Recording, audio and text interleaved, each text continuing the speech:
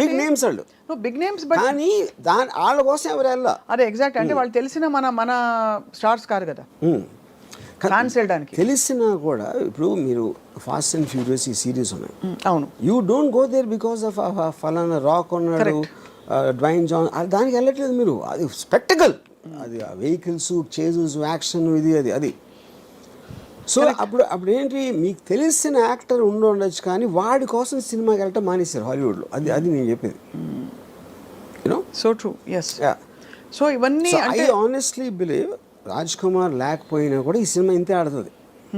ఆ ట్రైలర్ బట్టి, దాన్ని బట్టి రాజ్ కుమార్ బదులు ఆ రేంజ్లోనే ఏ యాక్టర్ ఉన్నా కూడా మోరల్లెస్.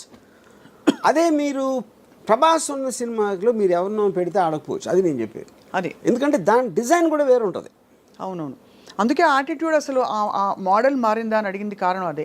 బికాస్ ఇంతవరకు మనకి తెలిసి మన స్టార్స్ ఎలివేషన్స్ లేకుండా స్టార్స్ అయ్యుండి బట్ ఒక ఎంఐ మిషన్ ఇంపాసిబుల్ సిరీస్ లాగా లేదు ఒక ఇలాంటి వాటిలో చూసిన సందర్భాలు చాలా తక్కువ. బికాజ్ మామూలు మన సినిమాలో హీరో ఊరికే ఇలా తల తిప్పితే కూడా దానికి ఒక ఎఫెక్ట్, ఇది ఒక స్టార్ హీరో. అలాంటిది showing them like normal people వచ్చింది అలాంటి సినిమా. అసలు ఒక రుద్రమైన నాకు గుర్తుంది, చిరంజీవి గారు నార్మల్గా మెగా స్టార్ అయ్యింది. డెఫినెట్గా ఐ ఫీల్, అంటే ఇప్పుడు బాలచంద్ర గారు ఉన్నారు, అఫ్ కోర్స్ బాలచంద్ర గారు ఈ టైంలో తీయలేదు అలాంటి విశ్వనాథ్ గారు, ఆఫ్ కోర్స్. నాకు తెలిసి వెన్ ద టైమ్ సాగర్ సంగమం ఆ టైంలో తీసినప్పుడు Kamal Haasan image would have been very different. అప్పుడు వచ్చిన కమల్ హాసన్ ఫిలిమ్స్కి సాగర్ సంగమంకి ఏమి ఏదో ఉండదు. ఇంకోటి, మీరు శంకరాభరణంలో సోమయాజుల్ గారు లాంటి ఒక 60-year-old అన్నోన్ పర్సన్ని ప్రొటాగనిస్ట్గా పెట్టడం అనేది నాకు తెలిసి ఇప్పుడు కూడా ఎవడు అసలు ఇమాజిన్ కూడా చేయడు.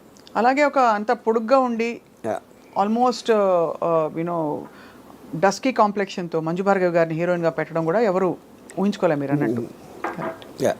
బట్ అది కూడా ప్రొటాగనిస్ట్ని మీరు నాన్ యాక్టర్ని ఎవరు ఐఏఎస్ ఆఫీసర్ని తీసుకొచ్చి పెట్టడం అని దానికన్నా రిస్క్ అయితే పరాకాష్ట. ఇది కరెక్ట్ రైట్. బట్ అది కూడా మీరు అన్న వన్ ఆఫ్ ద మోడల్స్లో ఆఫ్ దీస్ అవుట్లయర్ ఫిల్మ్స్, అంటే ఆడ్ ఫిల్మ్స్ అంటాం కదా, ఈ అంటే ముందు పికప్ కాలేదు బట్ తర్వాత బాగా పికప్ అయ్యో కల్ట్ ఫిల్మ్ అయిపోయింది. ఇదేమో స్త్రీ 2 ఏమో పికప్ అవుతుందో లేదో తెలియదు బట్ ఫస్ట్ డేనే ఎంత బ్లాక్ బస్టర్, ఇంకా దాని గురించి ఏం మాట్లాడక్కర్లేదు అంతే. అంటే అలా ఉంది దాని మీరు చెప్తున్న కనెక్షన్. ఇంకోటి ఏమైంది, నిన్న దాంతో రిలీజ్ అయిన అక్షయ్ కుమార్ సినిమాకి 5 కోట్లు వచ్చింది. 54 కోట్లు రాజ్ కుమార్ సినిమాకి వస్తే 5 కోట్లు అక్షయ్ కుమార్ సినిమాకి వచ్చింది. 5.5 కోట్లు అంతా జాన్ అబ్రహం సినిమాకి వచ్చింది అదే రోజు. మరి తీసేవాళ్ళు ఇప్పుడు నెక్స్ట్ ఎవరైనా హీరో రెమ్యూనరేషన్ ఒక సిరీస్ ఆఫ్ ఫ్లాప్స్ తర్వాత తగ్గించుకునే సందర్భాలు ఉండుంటాయి ఆర్జీవి గారు? చేస్తారు. That happens? Yeah, it happens. When the market is not doing it. ఎందుకంటే అప్పుడు ఏం చేస్తారంటే ఇప్పుడు ఇంత ఇస్తామండి సినిమా హిట్ అయితే అంత ఇస్తామని ఇలాంటి కొన్ని డీల్స్ పెట్టుకుంటారు, కొంచెం అదే క్లాజులు బ్యాక్ ఎండ్ అలాంటి. The reason I asked that is because majority of this major expenses that we are talking about, ఇప్పుడు మొన్న కల్కి వచ్చింది, ఇట్ వాస్ యాక్చువల్లీ ఫీస్ట్. వినడానికి ఒక అమితాబ్ బచ్చన్ గారు, ఒక సో అండ్ సో ప్రభాస్ ఉంటే అసలు ఇంకా చూడొచ్చా అని, దీపిక ఇంకోవైపు. బట్ ఆ సినిమాలో ఈ స్టార్ దీనికి రెమ్యూనరేషన్స్ చాలా అయి ఉంటాయి కదా. ఇప్పుడు అలాంటి సినిమా తీసి ఒక బ్యూటిఫుల్ అటెంప్ట్ అని మంచి పేరు తెచ్చుకుని బట్ రిటర్న్ ఆన్ ఇన్వెస్ట్మెంట్ చూసుకుంటే 500 కోట్లకి 150 ఎక్కువ రావడం బెటరా, లేదు ఇలాంటి ఒక కొత్త స్కూల్ ఆఫ్ థాట్ బయలుదేరి న్యూట్రలైజ్ చేసే ఎఫెక్ట్ బెటర్ అంటారా? ఇక్కడ ఒక డేంజర్ ఏంటంటే, అంటే అది డేంజర్ అనొచ్చు కాదు కూడా, డేంజర్ ఏంటంటే మీకు సంవత్సరానికి 150 సినిమాల్లో రేంజ్ వైజ్గా చిన్న సినిమాలు అని చెప్పుకునే 90% ఉంటాయి, దాంట్లో 90% ఫెయిల్ అవుతాయి. సో ఆ 10%లో మీ సినిమా ఉంటుందా అని తెలియదు కదా మీకు. అవును, but economy will run like that. అంతే, అది that is a fail safe.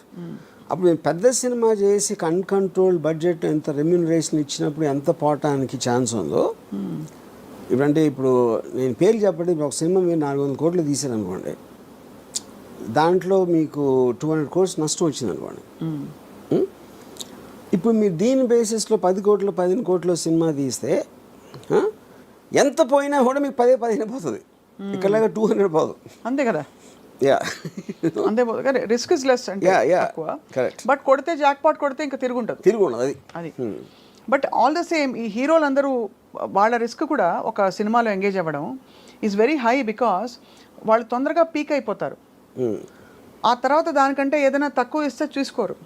చచ్చినట్టు ఆ లీగ్ ఆఫ్ మార్కెట్లోనే ఇప్పుడు ప్రభాస్ వచ్చి సడన్గా యూనో మంచి ఒక ఇలాంటి ఒక 127 hours లాంటి సినిమాలో ఆర్ సంథింగ్ చేస్తారా అంటే whether people will digest, whether he'll take that risk we don't no.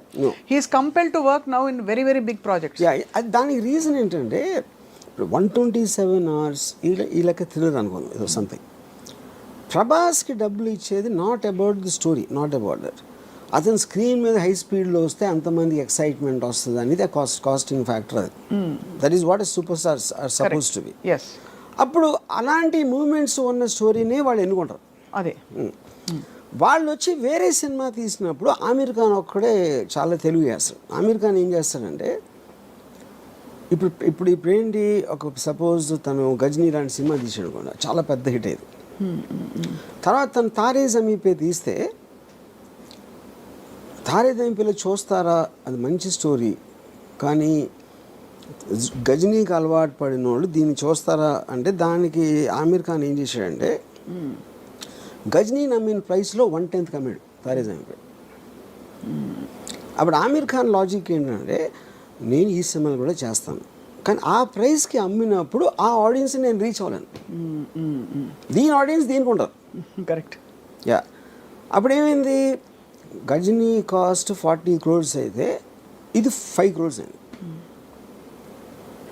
5 crores అయ్యేటప్పటికి ఇది కూడా 60 చేసింది. 60 crores తారే జమీన్ పే. అదే ఒక 90 చేసి ఉండొచ్చు. 60 కాకపోయినా 10 చేసినా కూడా హిట్టే కదా. అప్పుడు ఏంటి, మీరు ఎంత కాస్ట్ చేశారు, ఎంత వచ్చింది చూసి 100 మంది 1000 మంది చూసారు అనుకోండి ఆ పెద్ద సినిమా, దాంట్లో 900కి నచ్చకపోవచ్చు, కానీ వాళ్ళు చూసారు, మీరు ఆ డబ్బులు అయితే మీకు వచ్చేసినాయి. ఇప్పుడు ఇక్కడేమో 100లో 90 మందికి నచ్చినాయి.